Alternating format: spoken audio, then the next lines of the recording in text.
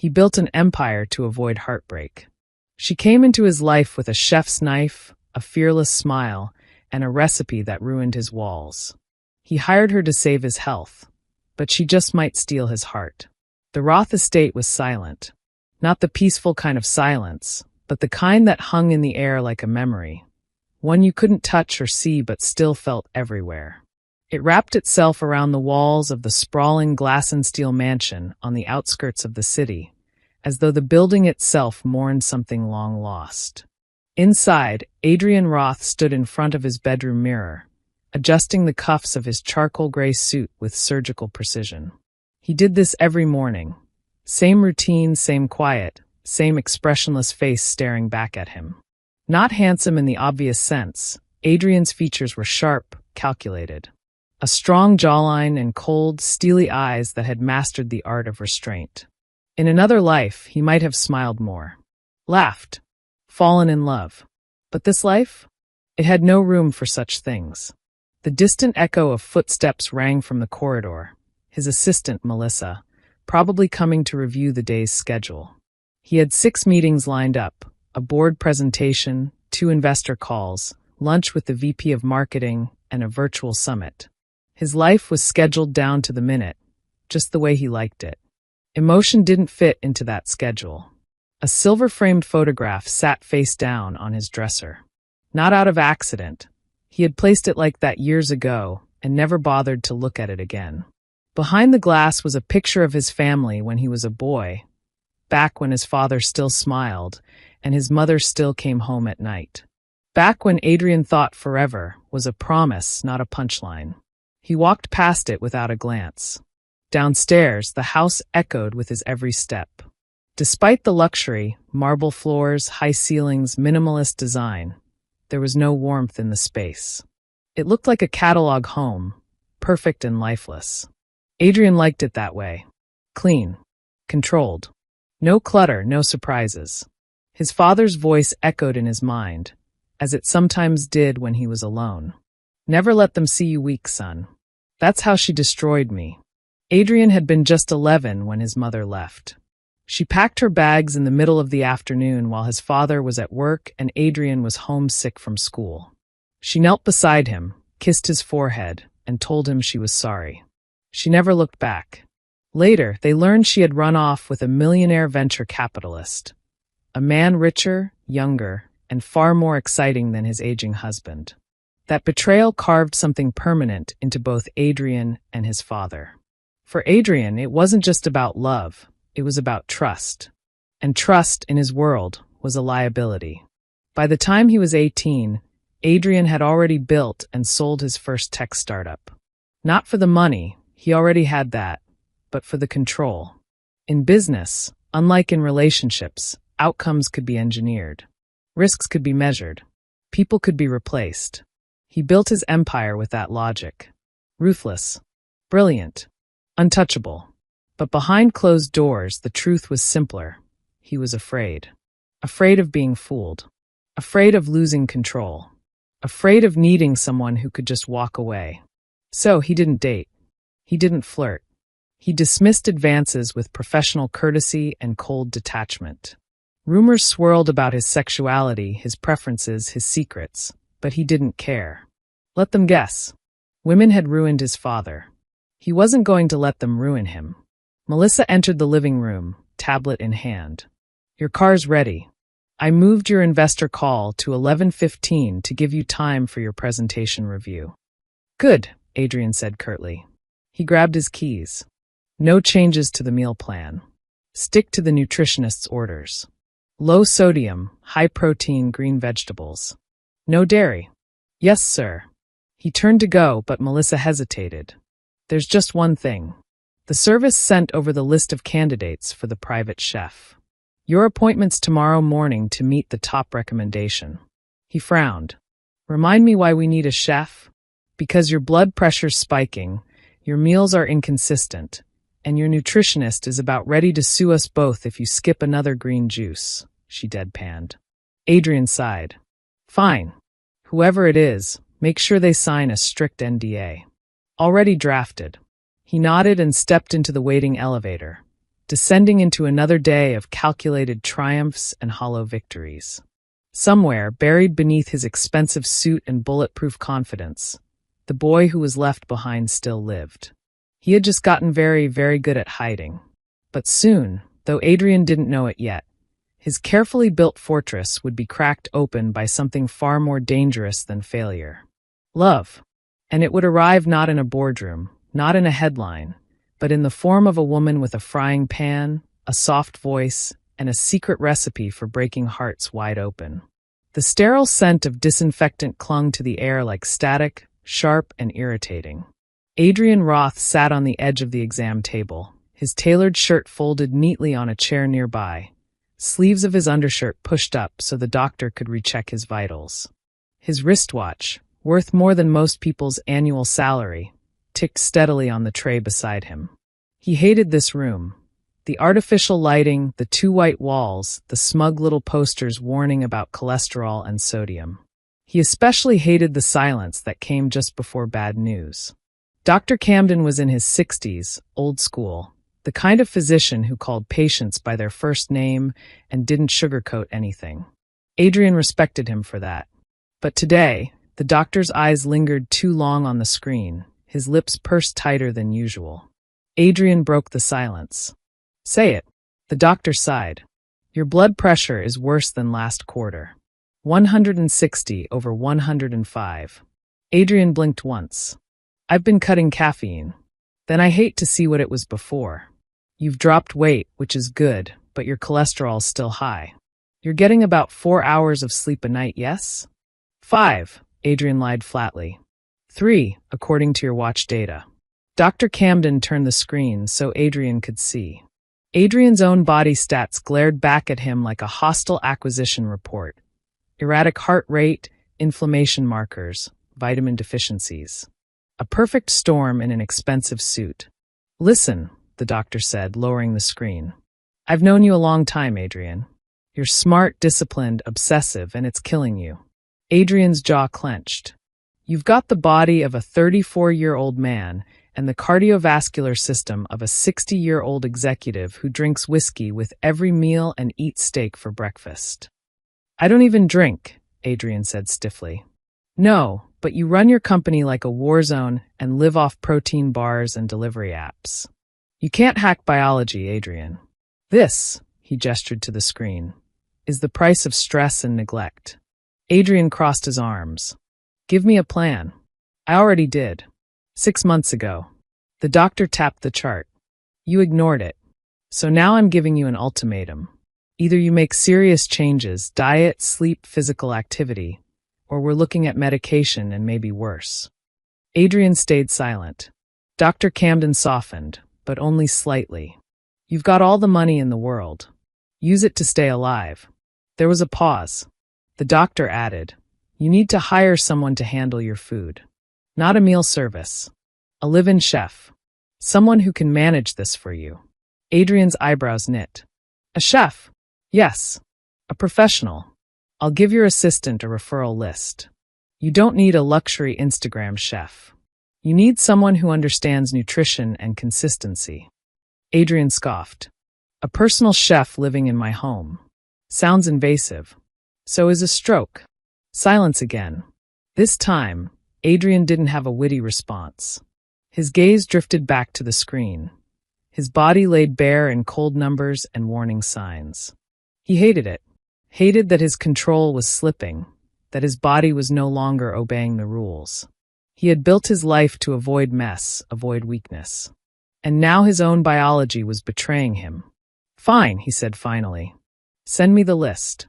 Later that evening, Adrian stood in his high-rise penthouse kitchen, a cavernous space that was more showpiece than functional. The counters were gleaming white marble, the cabinets untouched. There was a state-of-the-art stove he'd never used, a top-shelf blender that had never blended. A gold French press sat on the counter, untouched. Everything gleamed under ambient lighting, staged like a lifestyle magazine. He reached for a protein bar from the drawer. It was labeled Keto Power, chocolate sea salt. He bit into it. Bland. Chewy. Functional. He chewed slowly, his mind drifting. The idea of someone working in his space bothered him. A chef meant unpredictability, someone talking, moving, asking things. His home was supposed to be a sanctuary, not a workplace for someone else. Still, he imagined what it would be like. Someone preparing real food. Fresh vegetables, spices in the air. Actual meals. Then, absurdly, his mind flashed with a memory from childhood. His mother cooking pasta while music played in the background, the scent of garlic and basil filling their old kitchen. She had danced as she stirred, and Adrian had laughed with a mouthful of noodles. He hadn't thought of that in years. He swallowed the rest of the protein bar like it was made of sawdust and tossed the wrapper into the trash. In the hallway, Melissa appeared with her tablet. Chef interview is tomorrow. 8 a.m. Who is it? She scrolled. Sophia Baker. Dual certified chef and nutritionist. Studied in Italy. Did some time at a few Michelin-starred kitchens. Very experienced. Comes highly recommended by Dr. Camden's nutritionist. Wants to focus on private health-based cuisine now. No PR nonsense. Fine. If she's qualified, we'll give her a trial run. Melissa nodded. You'll meet her here. She's bringing her own knives. Adrian arched a brow. Knives? She said that like a badge of honor. Culinary people are weird. Adrian smirked faintly. A rare crack in his icy exterior. She better not talk too much. Noted, Melissa replied dryly. As night fell, Adrian stood at his window, looking down at the glittering skyline, his empire, lit up in sharp lines and glass reflections. He had everything a man could want. But tonight, for reasons he didn't understand, he felt hollow. Uneasy. Something was coming. He couldn't see it yet. But it was already on its way. And her name was Sophia Baker. The morning sun spilled through the penthouse's floor-to-ceiling windows in broad, golden beams, warming the sharp angles of polished marble and steel. Adrian Roth stood at the edge of his kitchen counter, a glass of lemon water in one hand, phone in the other, eyes scanning through the market updates with mechanical precision. He was already on his second conference call of the day, Bluetooth in, voice clipped, commands direct. He hated interruptions. So when Melissa pinged his intercom and said, "She's here," his expression barely shifted, just a slight twitch of the jaw. He ended the call without a goodbye, set the glass down, and pulled open the door to his private elevator lobby. There she was. Sophia Baker stood with a soft smile, a leather knife roll slung over her shoulder, and a small rolling suitcase beside her. She looked completely at ease, as though she were walking into a friend's apartment and not the fortress of a billionaire who trusted no one. Adrian's eyes scanned her quickly, analytically. She was striking, but not in the way most women who approached him were. She wasn't dressed to impress. No stilettos, no bodycon dress, no excessive makeup. Her dark curls were tied up in a loose bun, a few strands rebelliously escaping around her cheekbones. She wore a crisp white chef's coat over slim-fitting black pants and sensible flats. A fresh, subtle scent of citrus and herbs lingered near her skin. But what caught him off guard, what threw him for half a second, were her eyes. Warm, unafraid, curious, like she was already reading him. "Mr. Roth," she said, extending a hand. He hesitated half a beat before taking it. "Sophia Baker," she said, her grip confident, fingers cool and firm. "Thank you for the opportunity." "You're early," he said. "I despise being late," she answered easily. "Also, I had a small panic that you might cancel at the last minute, and I'd be too far away to throw a shoe at your door." Adrian blinked. His lips parted slightly, unsure if she was serious. Then, unexpectedly, a short, involuntary breath of a laugh escaped him. It surprised them both. Sophia tilted her head. "Did you just laugh?" "No," he said automatically, gesturing for her to come in. She rolled her suitcase inside, eyes sweeping over the massive, sterile kitchen like a general surveying a battlefield. "Mon Dieu," she muttered under her breath. "This kitchen is too clean. It's offensive." "It's hardly used," Adrian replied. "Clearly. It feels like a luxury morgue." She dropped her suitcase beside the island. "I'll fix that." Adrian raised a brow. "That's a bold promise." Sophia opened her knife roll on the island like a ritual, long, slender blades, each one polished and glinting in the morning light. Cooking is bold, she said. So is healing a body with food. That's why you brought me here, no? I brought you here because my doctor insisted on it. She didn't miss the phrasing. I see. So I'm doctor's orders. She gave him a sideways glance. Well, I suppose I'll just have to make you fall in love. With food, I mean. Nothing else. Adrian's gaze lingered on her a beat too long. She smirked. Relax, Mr. Roth. I'm very professional. He cleared his throat. You'll have full access to the kitchen. I don't want to be disturbed while I work. I'm not looking for conversation or company. Perfect. I cook better when no one's hovering. You'll be provided with the meal plan, and I expect precise adherence to it. No experimentation. Noted, she said, pulling out a chopping board and a few containers. But if you ever want to taste something that doesn't taste like paper, let me know. I do miracles with lentils. Adrian crossed his arms. Do you always talk this much? Only when I'm nervous, she said, then winked. That stopped him again. She wasn't flirting, at least, not like the women who chased his attention.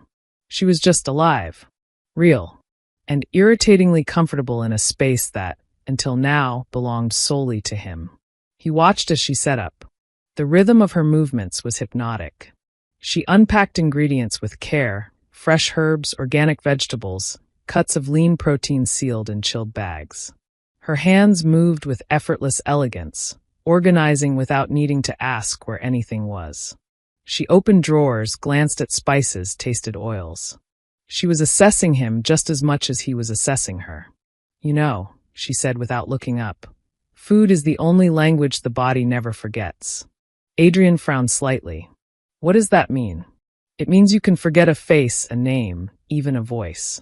But your body remembers tastes, smells, textures, comfort, memory, lives, and flavor. That's what I cook. He didn't reply. He wasn't used to words like that. Not in his kitchen. Not from someone who wielded a paring knife like an extension of her arm and spoke like a poet. Sophia finished arranging her mise en place and turned toward him. Do I pass the interview? You'll stay for 1 week, he said. Trial period. We'll evaluate from there. She nodded. Works for me. Just before he turned to leave, she called out, one last thing. He turned, one brow raised. I don't work in silence, she said. I cook with music. She pulled out a small speaker and hit play. A soft jazz tune began to fill the sterile room. Warm, lilting, full of life. Adrian wanted to tell her to turn it off. He didn't. Instead, he left her to it and walked into his study, the quiet strains of a foreign melody following behind him like a ghost. He didn't realize it yet, but this morning marked the beginning of an unraveling. Of silence. Of loneliness. Of fear dressed as control. And all of it started with a woman in a white coat, humming softly, as she brought his kitchen back to life. Adrian Roth didn't know when the music stopped bothering him. At first, it was just background noise, soft jazz, instrumental piano, the occasional tune drifting in from the kitchen. He tolerated it, the way he tolerated organic olive oil or chia seeds in his smoothies, annoying but necessary. Sophia cooked with rhythm, moving like a dancer between burners and cutting boards, singing under her breath in a language Adrian couldn't always place. Italian? French? Sometimes both, blending like one of her sauces, light, unexpected, oddly intoxicating. And somehow, without his permission, she became part of his routine. Mornings began the same way now. A neatly plated, color-rich breakfast left on the island by 7:30 a.m., always accompanied by a handwritten sticky note with something charming scribbled on it. Avocados can't fix your blood pressure, but they're trying their best. Today's smoothie contains blueberries, spinach, and my hopes for your arteries. If you skip breakfast again, I'll find out. I have ways. Adrian never responded, but he always read them, always finished the food. In the beginning, he avoided the kitchen while she worked, retreating to his home office or gym, keeping the boundaries clear. But then one morning he lingered. He had no idea why.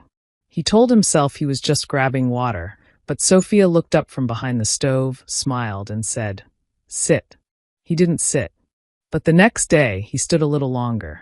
Then a little longer. Until finally, one Thursday morning, she handed him a whisk. "What am I supposed to do with this?" he asked. "Whisk," she said, like it was obvious. "I'm not a sous chef. Lucky for both of us. You'd make a terrible one. But even billionaires need to learn how to beat eggs without Googling it." Against his better judgment, Adrian took the whisk and joined her at the counter. His movements were stiff, unfamiliar. Sophia leaned closer, watching, her hand hovering near his. "You're holding it like it's a scalpel," she teased. "Loosen up. I'm not trying to surgically remove the eggs." "Well, it looks like you are." He glanced at her, caught the mischievous twinkle in her eye, and something cracked. A faint smile tugged at the corner of his mouth. Not his usual smirk. Something quieter. Less rehearsed. "Better?" he asked, adjusting his grip. "Marginally," she said, brushing flour off her apron. "You'd be fired from any respectable kitchen, but since I'm the boss here—" "Technically, I'm the boss," he replied. "That's cute," she said. "But in this room, I rule." He didn't argue. That evening, Adrian sat on the sofa in his private lounge, a book open in his lap that he wasn't reading. The scent of something warm drifted in from the kitchen, garlic, lemon, and rosemary. It shouldn't have mattered. Food had always been just fuel. But now it felt like something else. Like comfort. Like home. He had spent years ensuring no one touched that part of his life. The kitchen had been the last line of defense, an untouched domain, sterile, lifeless, his by choice. And yet now it was hers. Or shared. He couldn't tell which. He didn't know what was worse. Sophia called out from the dining room. "Dinner's ready." He didn't respond right away. Just closed the book, stared at the ceiling for a second, then got up and joined her. The table was modest, just 2 plates, a linen napkin, and a bowl of roasted vegetables that shimmered with olive oil. Pan-seared sea bass, wild rice, and a side salad of fennel and arugula. Balanced. Clean. Beautiful. "You're not eating?" he asked as he sat. "I already did." "I'm watching you." "That's unnerving." "Get used to it," she said, taking a sip from her water glass. Adrian took a bite. He hated to admit it, especially to her, but the fish melted in his mouth, the flavors layered perfectly. Clean, with a punch of lemon and something sharp, maybe capers or white wine. "This is good," he muttered. "Just good?" she asked. "Fine. Excellent." She beamed. "See, you can express positive emotion. I was beginning to think you were raised in a lab." Adrian gave her a flat look, but it didn't hold. The tension in his shoulders eased. For the first time in years, dinner didn't feel like a lonely formality. He reached for his glass of water. "Your mother cooked, didn't she?" Sophia asked suddenly. The question landed hard. He didn't answer at first. "Yes," he said quietly. "When I was a kid. She was good. She was," he paused. "Alive. When she cooked, it felt like the house breathed." Sophia studied him, her expression softening. "You don't talk about her." "There's nothing worth saying," he replied, sharper than he intended. Silence fell. But it wasn't hostile. Just exposed. Honest. Sophia reached across the table and gently rotated his plate.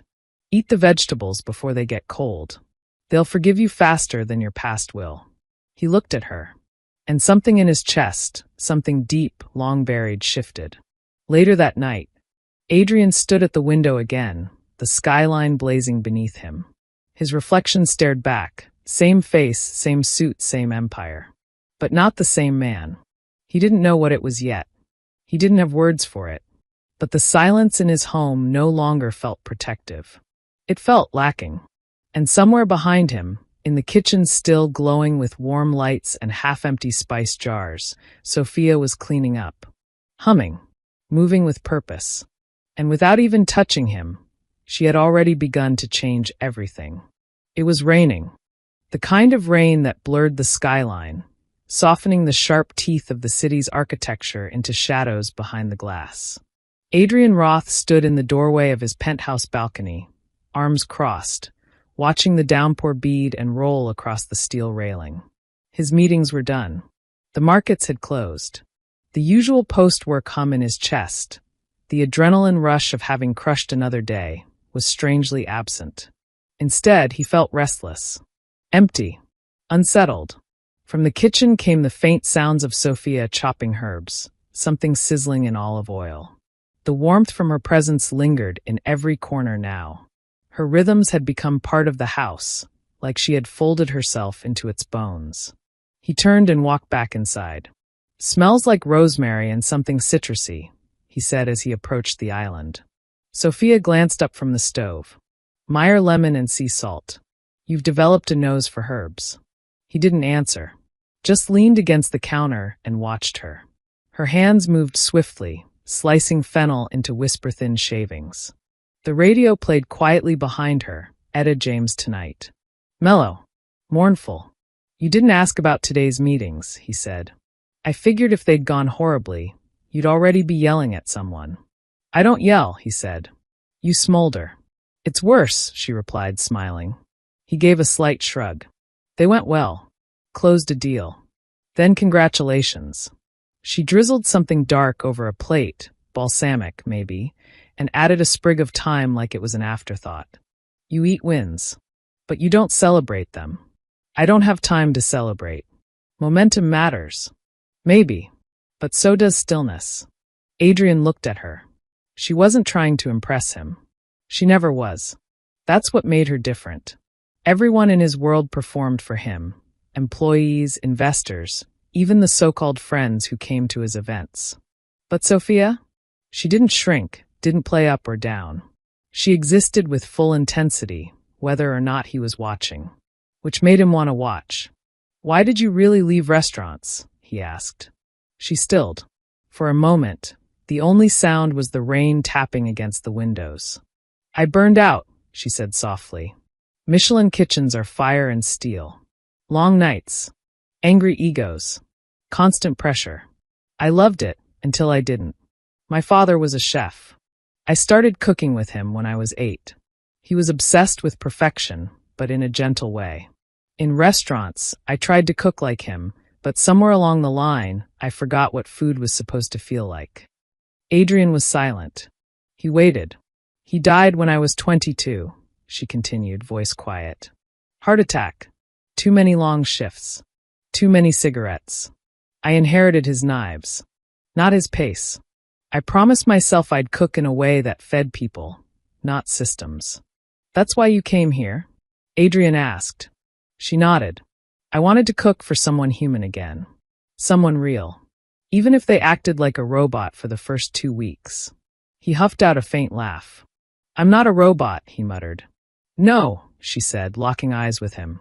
"You're something far more dangerous." He tilted his head. "What does that mean?" "You feel everything," she said, not blinking. "But you've built an entire life to make sure no one ever sees it." For a second, just one, it felt like she could see straight through him.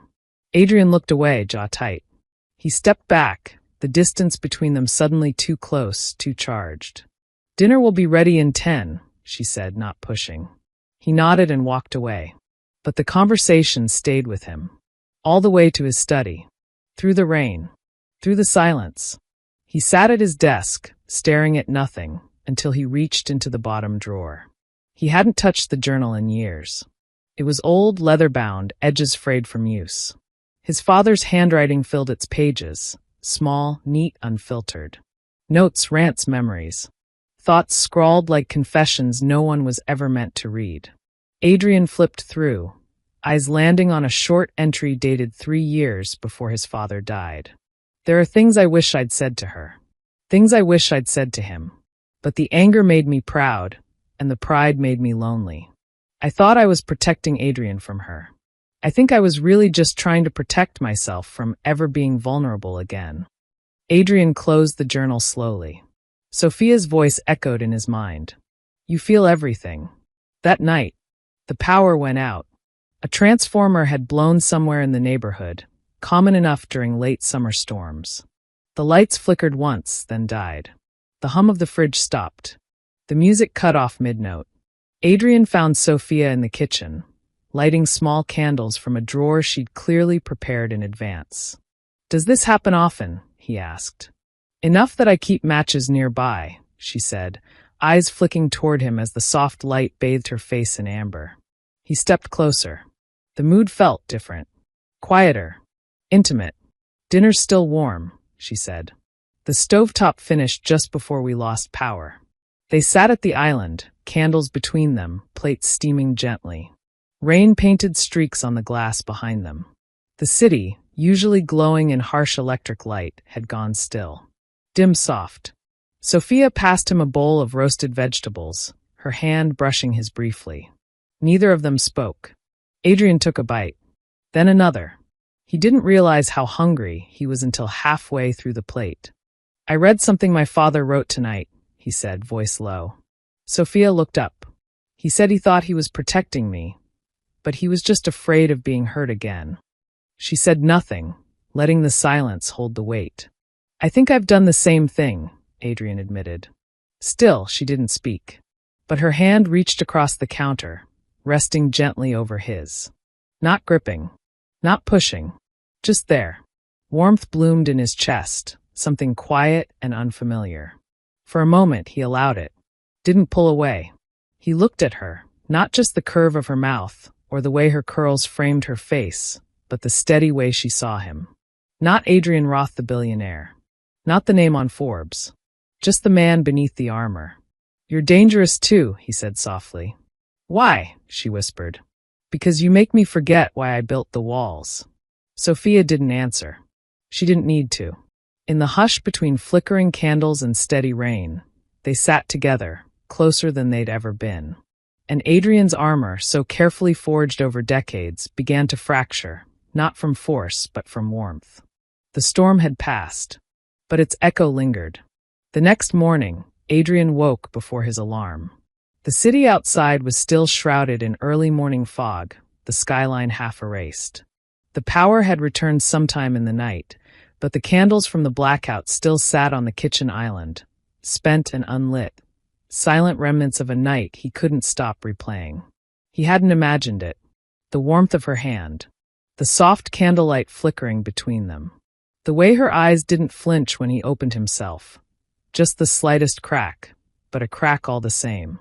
He'd let her in. And now, he didn't know what to do with that. Later that day, Adrian skipped breakfast. The note she left this time was shorter than usual.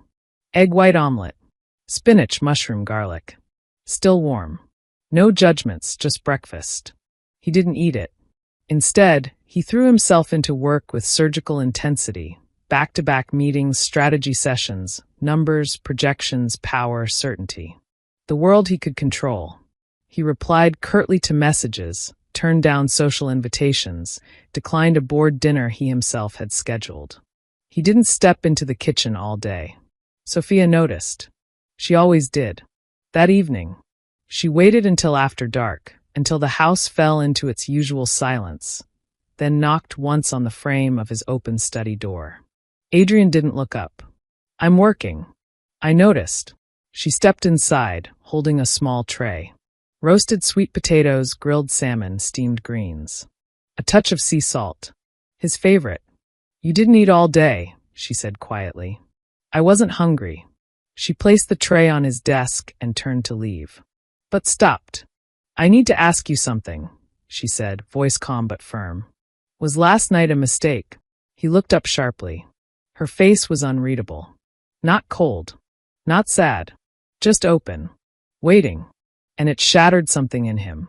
He stood, slowly, and crossed the distance between them. "No," he said. "It wasn't a mistake." Their eyes locked.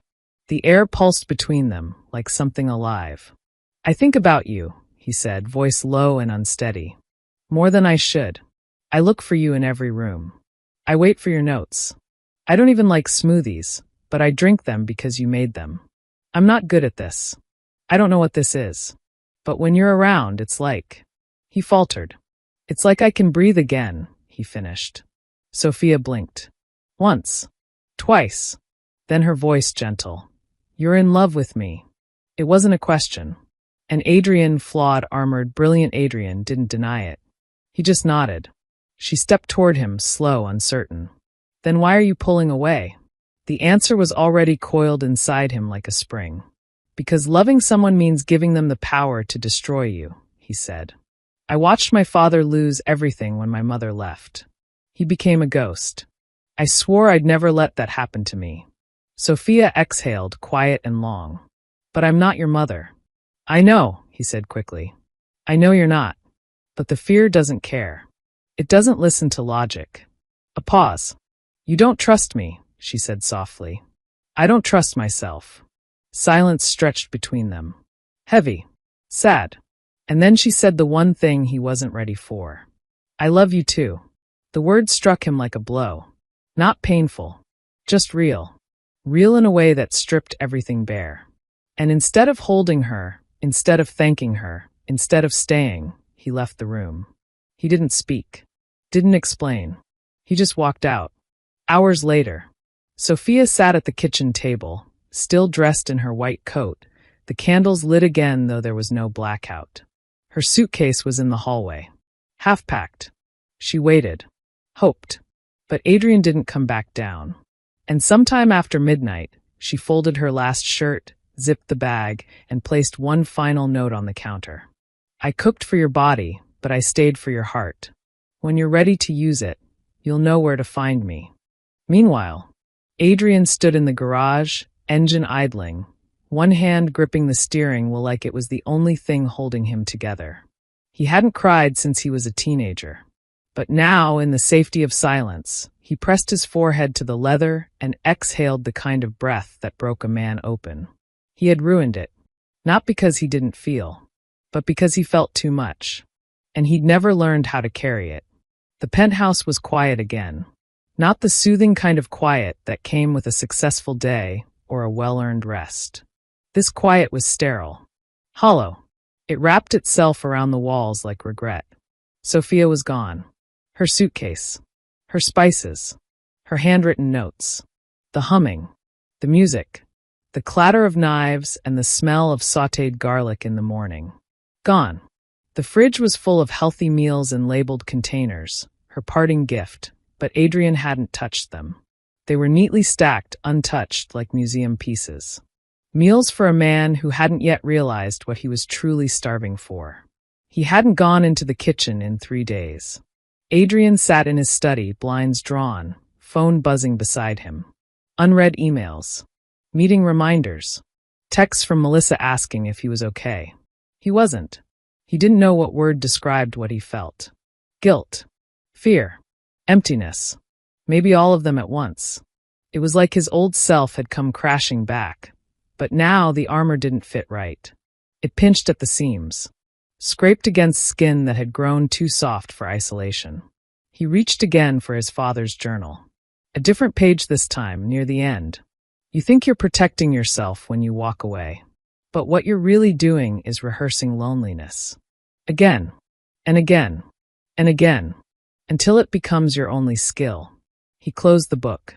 Adrian rose slowly, his limbs heavy like he hadn't slept in days. He walked into the kitchen, flipped on the lights, and paused. It still smelled faintly like rosemary and citrus. He found a post-it note stuck to the side of the fridge, one he hadn't noticed before. Maybe she'd left it before she packed. Remember, food isn't love, but it's how we begin to feel safe enough to find it. He stared at it for a long time.